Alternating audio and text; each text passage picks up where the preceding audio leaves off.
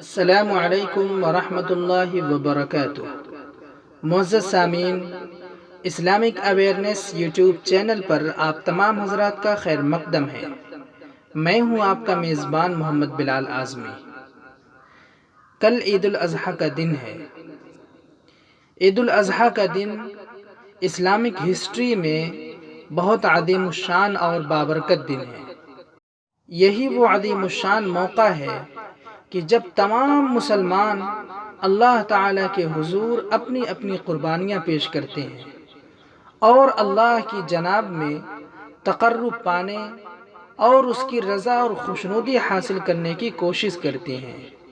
یہ مقدس اور مبارک عمل دراصل ایک عجیب و غریب واقعے کی یادگار اور اس کی کاپی ہے، جس کی نظیر پیش کرنے سے تمام اگلے اور پچھلے لوگ عاجز اور قاصر ہیں۔ اس واقعے کا تعلق دو مقدس اور محترم شخصیتوں سے ہے، ایک حضرت ابراہیم علیہ السلام اور دوسرے حضرت اسماعیل ذبیح اللہ علیہ السلام۔ اس سے پہلے کہ ہم واقعے کی طرف بڑھیں، میں یہ ضروری سمجھتا ہوں کہ حضرت ابراہیم علیہ السلام کا مختصر تعارف آپ کے سامنے پیش کروں۔ حضرت ابراہیم علیہ السلام کی شخصیت سے کون ناواقف ہوگا؟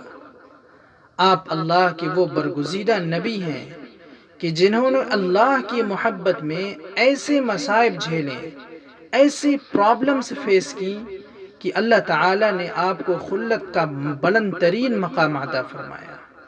اللہ تعالیٰ نے آپ کو اپنا دوست بنایا۔ قرآن پاک میں آپ کی جگہ جگہ تعریف فرمائی اور ہمارے نبی حضرت محمد صلی اللہ علیہ وسلم کو حکم دیا کہ آپ ملت ابراہیم کی اتباع کریں، اور آپ کو ساری دنیا انسانیت کا اللہ تعالیٰ نے امام بنایا۔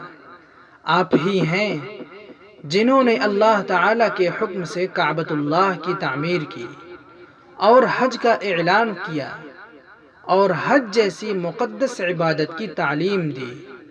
وہ آپ ہی کی ذات ہے جس نے کفر اور شرک کے ماحول میں جنم لینے اور آنکھ کھول دینے کے باوجود کفر و شرک کی آلودگیوں سے نہ صرف یہ کہ اپنے آپ کو بچایا بلکہ بہت سے لوگوں کو اس سے محفوظ رکھا اور نعرہ توحید بلند کرتے ہوئے پورے ماحول اور سوسائٹی کو اور معاشرے کو چیلنج کر دیا۔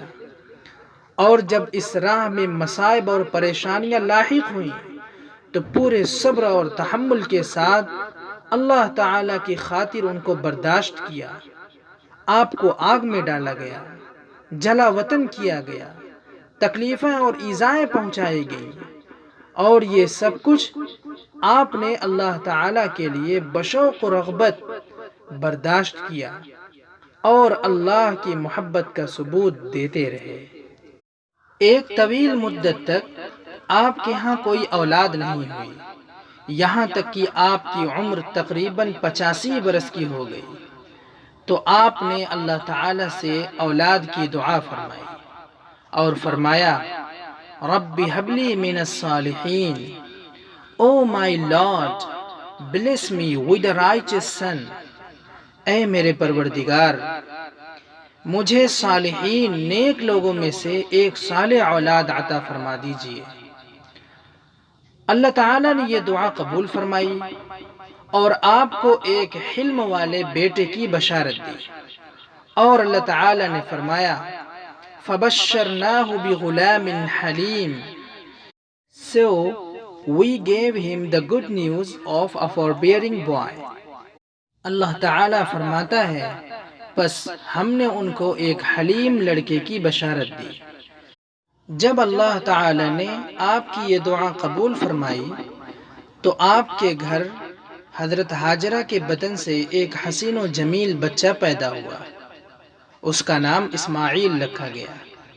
اس کے بعد اللہ تعالیٰ نے بعض مصلحتوں اور حکمتوں کی وجہ سے آپ کو حکم دیا کہ آپ اپنی بیوی ہاجرہ اور لخت جگر اسماعیل دونوں کو مکہ کی بے آب و گیاہ وادی میں چھوڑ آئیں۔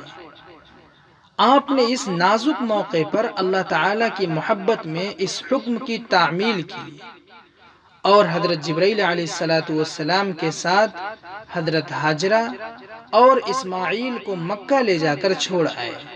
جب حضرت اسماعیل علیہ السلام اپنی والدہ ہاجرہ علیہ السلام کے ساتھ مکہ مکرمہ کے بے آب و گیاہ میدان میں زندگی بسر کر رہے تھے اور بڑھتے بڑھتے اس قابل ہو گئے کہ ہلکے پھلکے کام کر سکیں، تو حضرت ابراہیم علیہ السلام کو ملک شام میں جہاں آپ رہتے تھے ایک خواب نظر آیا۔ وہ یہ کہ خواب میں کوئی کہنے والا کہہ رہا ہے کہ اے ابراہیم، اپنی نظر کو پورا کرو، دیکھو اللہ تعالیٰ تم کو حکم دیتا ہے کہ اپنے بیٹے کو ذبح کرو۔ یہ خواب ذی الحجہ کی 8 تاریخ کو دیکھا۔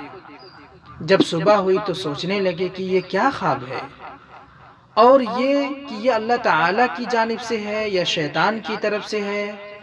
اسی لیے 8 ذی الحجہ کو یوم ترویہ یعنی تفکر اور تذبذب کا دن کہا جاتا ہے، ڈاؤٹ فل ڈے۔ پھر جب 9 ذی الحجہ کی رات ہوئی تو پھر وہی خواب نظر آیا۔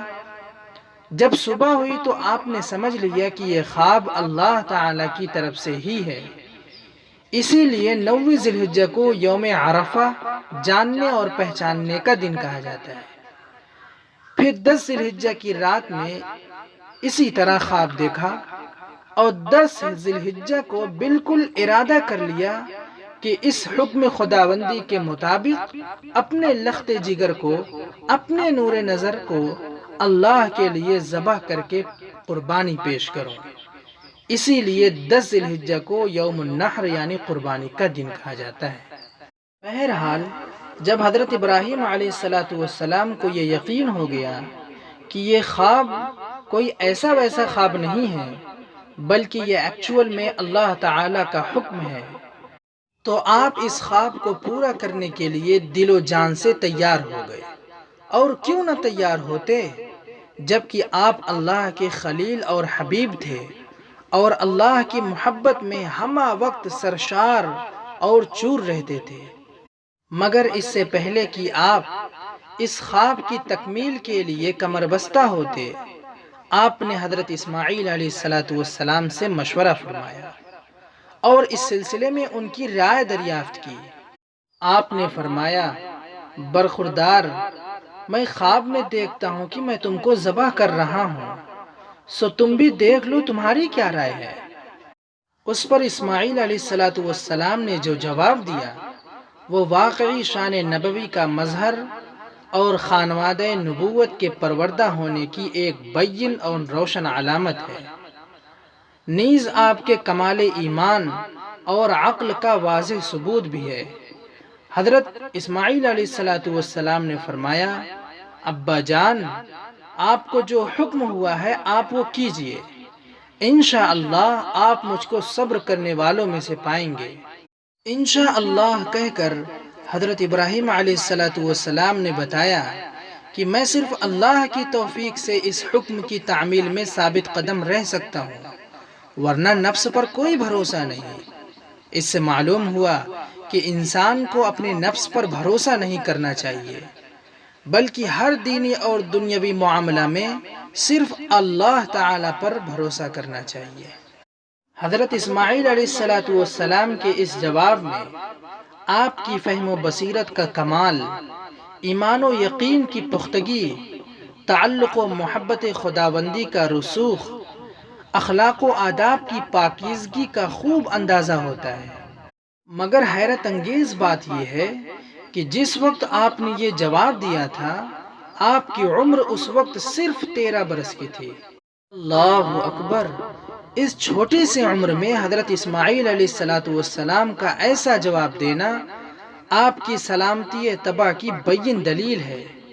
اس جواب سے ہمیں لیسن لینا چاہیے کہ جب اللہ تعالیٰ کا کوئی حکم ہمارے سامنے آئے تو کیا ہم اسی طرح اس کی رضا اور خوشنودی حاصل کرنے کے لیے اس طرح کی قربانی پیش کرتے ہیں؟ جانور کی قربانی تو ہم بھی کرتے ہیں، مگر جب تک یہ جذبہ اس کے اندر کار فرما نہ ہو وہ حقیقی معنی میں قربانی کہاں؟ اس کے بعد حضرت ابراہیم علیہ السلام نے اللہ کے اس حکم کی تعمیل کے لیے تیاری فرمائی۔ قصص النبیین کی روایت میں ہے کہ حضرت ابراہیم علیہ السلام نے حضرت ہاجرہ علیہ السلام سے فرمایا کہ اسماعیل کے سر کو کنگھی کر کے بال اس کے مشک و عنبر سے خوشبودار کر دو اور آنکھوں میں سرما لگا کر پاکیزہ کپڑے پہنا دو کہ میرے ساتھ دعوت میں جائیں گے۔ چنانچہ حضرت ہاجرہ علیہ السلام نے حضرت اسماعیل علیہ السلام کو اسی کے موافق تیار کر دیا اور فرمایا کہ اپنے باپ ابراہیم علیہ السلام کے ساتھ ضیافت میں جاؤ۔ چنانچہ حضرت ابراہیم علیہ السلام اپنے بیٹے حضرت اسماعیل علیہ السلام کو ساتھ لے کر نکل پڑے۔ جب آپ گھر سے چلے گئے تو شیطان کو بڑی فکر لاحق ہوئی اور وہ ان حضرات کے اس نظام اور پروگرام کو باطل کرنے کی تدبیر سوچنے لگا۔ ایک حدیث میں ہے کہ شیطان نے کہا کہ اگر میں نے ان کو اس موقع پر فتنہ میں نہ ڈالا تو پھر کبھی بھی میں ان کو بہکا نہیں سکوں گا۔ اس کے بعد وہ سب سے پہلے حضرت ہاجرہ علیہ السلام کے پاس گیا اور ان کو بہکانے کی کوشش کرنے لگا۔ شاید یہ خیال کیا ہوگا کہ عورت عقل و دین دونوں میں ناقص اور کمزور ہوتی ہے، لہٰذا پہلے انہی کو فتنہ میں ڈالا جائے اور پھر ان کے ذریعے ابراہیم علیہ السلام اور اسماعیل پر قبضہ کیا جا سکتا ہے۔ چنانچہ حضرت ہاجرہ علیہ السلام کے پاس انسانی شکل میں آیا اور کہنے لگا، کیا تم کو خبر بھی ہے کہ ابراہیم تمہارے بچے کو کہاں لے گئے ہیں؟ حضرت ہاجرہ علیہ السلام نے فرمایا کہ وہ اپنی کسی ضرورت سے لے گئے ہیں۔ کہنے لگا کہ نہیں، وہ تو اپنے بچے کو ذبح کرنے لے گئے ہیں۔ حضرت ہاجرہ علیہ السلام نے فرمایا کہ کیا کوئی باپ اپنے بچے کو ذبح کر سکتا ہے؟ کہنے لگا کہ ان کے خدا کا یہی حکم ہے۔ حضرت ہاجرہ علیہ السلام فرمانے لگیں، اگر یہ خدا کا حکم ہے تو اچھی بات ہے کہ اس کی تابعداری کی جائے۔ شیطان نے خیال کیا تھا کہ میں حضرت ہاجرہ علیہ السلام کو عورت ذات ہونے کی وجہ سے بآسانی بہکا لوں گا، مگر حضرت ہاجرہ علیہ السلام نے ایسا جواب دیا کہ اس کی ساری تدبیریں فیل ہو گئیں۔ حضرت ہاجرہ کو نہیں معلوم تھا کہ حضرت ابراہیم علیہ السلام بچے کو کہاں لے گئے ہیں، صرف اتنا معلوم تھا کہ دعوت میں لے گئے ہیں یا کسی ضرورت اور حاجت سے تشریف لے گئے ہیں۔ جب شیطان نے جو انسانی شکل میں آیا تھا بتایا کہ ابراہیم تو اپنے بچے کو ذبح کرنے کے لیے لے گئے ہیں، تو سب سے پہلے حضرت ہاجرہ علیہ السلام نے یہ جواب دیا کہ یہ کیسے ہو سکتا ہے کہ ابراہیم اپنے بچے کو ذبح کر دیں؟ کیا کوئی باپ اپنے بیٹے کو قتل کر سکتا ہے؟ یہ سن کر شیطان لاجواب ہو گیا اور اپنی بات پر یقین دلانے کے لیے ایک ایسی بات اس کی زبان سے نکل گئی جس سے اس کی پوری تدبیر اور کارروائی اکارت ہو گئی، بیکار ہو گئی۔ شیطان نے کہا کہ ہاں، کوئی باپ اپنے بچے کو ذبح نہیں کر سکتا، مگر ابراہیم علیہ السلام اپنے بچے کو اس لیے ذبح کرنا چاہتے ہیں کہ ان کو اللہ کا یہی حکم ہوا ہے۔ شیطان یہ سمجھا کہ جب میں یہ کہوں گا تو وہ پریشان ہو جائیں گی اور واویلا مچائیں گی، گھر سے باہر دوڑیں گی اور ابراہیم اور اسماعیل علیہ السلام کی راہ میں مزاحم بن جائیں گی، دیوار بن جائیں گی۔ مگر ہوا یہ کہ حضرت ہاجرہ علیہ السلام نے جو ہی سنا کہ اللہ کے حکم کی بنا پر حضرت ابراہیم علیہ السلام اپنے بچے کو ذبح کرنے لے گئے ہیں تو خدا کے نام پر وہ بھی مر مٹنے کو تیار ہو گئیں اور کہنے لگیں کہ اگر خدا نے یہ حکم دیا ہے تو پھر مجھ کو بھی منظور ہے۔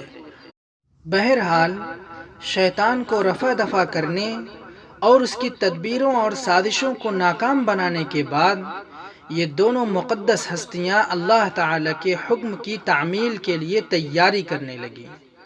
حضرت اسماعیل علیہ السلام نے اپنے والد سے عرض کیا کہ ذبح سے پہلے میرے ہاتھ پیر مضبوطی سے باندھ دیں کہ کہیں ذبح کے بعد میرے تڑپنے سے آپ کے کپڑوں پر خون کی چھینٹیں نہ پڑ جائیں اور میرا منہ زمین کی طرف کر دیں تاکہ میری نظر آپ پر اور آپ کی نظر مجھ پر نہ پڑے، اور جوش اور محبت تعمیل خداوندی میں حائل نہ ہو جائے۔ جب پوری طرح حضرت اسماعیل علیہ السلام کو تیار کر دیا تو ذبح کے لیے ان کو پیشانی کے بل لٹا دیا، جیسا کہ قرآن کریم میں اللہ تعالیٰ نے فرمایا وَتَلَّهُ لِلْجَبِينِ، کہ ان کو پیشانی کے بل لٹا دیا۔ اور جیسا کہ اوپر عرض کیا گیا ہے کہ یہ مشورہ حضرت اسماعیل علیہ السلام نے دیا تھا۔ پھر گردن پر چھری چلانے لگے اور پوری قوت اور توانائی اور شدت کے ساتھ آپ نے چھری چلائی، مگر حیرت ناک طور پر یہ دیکھا گیا کہ وہ چھری جو روزانہ بے شمار چیزوں کو کاٹتی اور ذبح کرتی تھی، وہ آج اللہ تعالیٰ کے حکم پر اپنے بیٹے اسماعیل علیہ السلام کے گلے پر چھری چلانے والے حضرت ابراہیم علیہ السلام کے ہاتھ میں کند ہو گئی ہے۔ وہ تعمیل ارشاد خداوندی میں بیٹے کو ذبح کرنا چاہتے ہیں اور چھری ہے کہ اس میں رکاوٹ بن رہی ہے۔ حضرت ابراہیم علیہ السلام نے جب دیکھا کہ یہ چھری تعمیل خداوندی میں مانع بن رہی ہے تو آپ کو غصہ آیا اور آپ نے چھری کو زور سے پھینک دیا، اور اب اللہ تعالی نے چھری کو گویائی عطا فرمائی اور چھری کہنے لگی اے ابراہیم، میں دو امروں کے درمیان ہوں، مجھے دو طرح کا حکم ملا ہے، ایک طرف خلیل کا حکم ہے کہ میں کاٹوں، اور دوسری طرف رب الجلیل کا حکم ہے کہ میں ہرگز نہ کاٹوں، اور میں خلیل کے بجائے جلیل کا حکم مانوں گی۔ اسی درمیان اللہ تبارک و تعالی فرماتا ہے کہ اے ابراہیم، تم نے اپنے خواب کو سچ کر دکھایا، قد صدقت الرؤیا، اے ابراہیم آپ نے خواب کو سچ کر دکھایا، کیونکہ خواب میں یہی دکھایا گیا تھا کہ اپنے بیٹے کو ذبح کر رہے ہیں، اور یہاں بھی وہی ہوا کہ اپنی پوری قوت و طاقت اس کے لیے خرچ کر دی کہ اللہ کے نام پر بیٹے کو ذبح کر دوں۔ یہ بات الگ ہے کہ اللہ نے چھری کے اندر سے کاٹنے اور ذبح کرنے کی صلاحیت ہی چھین لی۔ حضرت ابراہیم علیہ السلام ابھی اسی کنڈیشن میں ہیں کہ اللہ تعالیٰ کا فرشتہ جبرائیل آتا ہے اور حضرت اسماعیل علیہ السلام کو اٹھا کر ان کی جگہ جنت کا ایک میڈھا رکھ دیتا ہے اور کہتا ہے کہ آپ اس میڈھے کو ذبح کیجئے۔ قرآن میں اسی کو فرمایا گیا ہے وَفَدَيْنَاهُ بِذِبْحٍ عَظِيمٍ، ہم نے فدیہ دیا ان کا ذبح عظیم سے۔ بہرحال اس پورے واقعے میں ہمارے لیے عبرت اور موعظت ہے، اور اس کے جز جز اور اس کی ایک ایک کڑی میں ہمارے لیے ہدایت کا سامان ہے۔ یہ واقعہ ہمیں یہ پیغام دیتا ہے، یہ میسج دیتا ہے کہ بندہ مومن اللہ کی محبت میں اللہ کے حکم کے مطابق ہر چیز قربان کرنے کے لیے تیار ہو جاتا ہے۔ مال تو اس کی نظر میں کوئی حیثیت نہیں رکھتا کہ اس کی قربانی اس کے لیے مشکل ہو، وہ تو اس سے بھی آگے بڑھ کر اپنی لاڈلی اور پیاری اولاد کو بھی اس کے نام پر ذبح کرنے کے لیے تیار ہو جاتا ہے۔ اس کی نظر تو صرف اس بات پر ہوتی ہے کہ میرا اللہ مجھ سے راضی اور خوش رہے۔ قربانی کا یہ واقعہ دراصل اسی محبت خداوندی کا مظاہرہ ہے، لہٰذا قربانی کرنے والوں کو چاہیے کہ وہ اسی جذبے اور ایسی ہی محبت خداوندی کے ساتھ قربانی کریں، کیونکہ اسلام کا منشا اس عمل سے یہی ہے کہ بندہ اللہ کی محبت میں سرشار اور چور رہے، اور اسی کے مظاہرہ کے لیے وہ قربانی پیش کرے۔